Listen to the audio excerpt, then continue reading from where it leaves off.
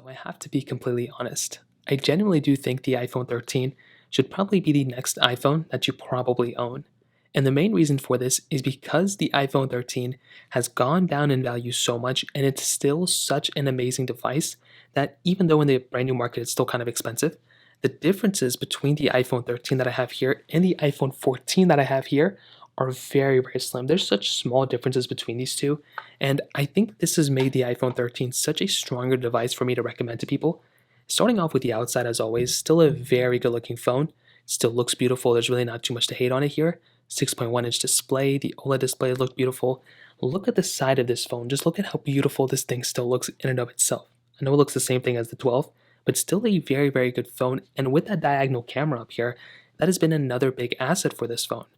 I will say, the jump from the iPhone 12 camera that I have here to the iPhone 13 camera was a pretty big jump. I don't know why. I think it was probably because of the diagonal sensors or something like that. But the jump from the 12 to the 13 was always a pretty big jump. And we also got that cinematic mode as well, which was really cool. So the camera in and of itself, I think, was a pretty decent camera. And it still had a ton of capability inside of it too, which was honestly very awesome. And that cinematic mode, in my opinion, is still very, very nice as well. Now, that's not even touching the performance. The performance of this phone is still top tier, and it is still practically the same thing as the iPhone 14. You are getting 2 gigabytes less of RAM compared to the 14, but this is still a very good performing phone. I have played tons and tons of games on this phone.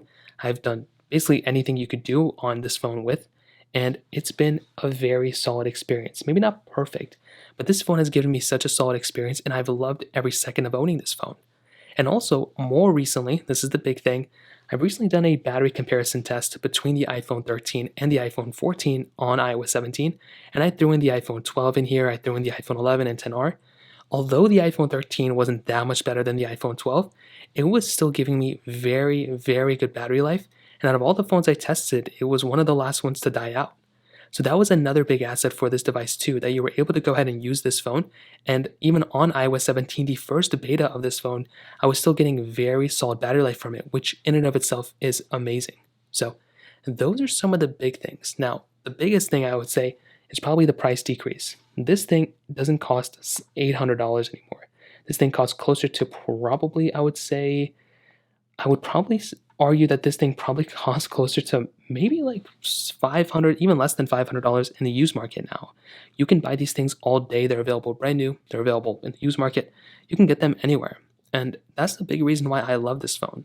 They're very easy to buy, very easy to use, and it's such a solid phone that's going to be supported for many more years. And I probably could not recommend this iPhone enough. So definitely gets a thumbs up for me on my side for sure.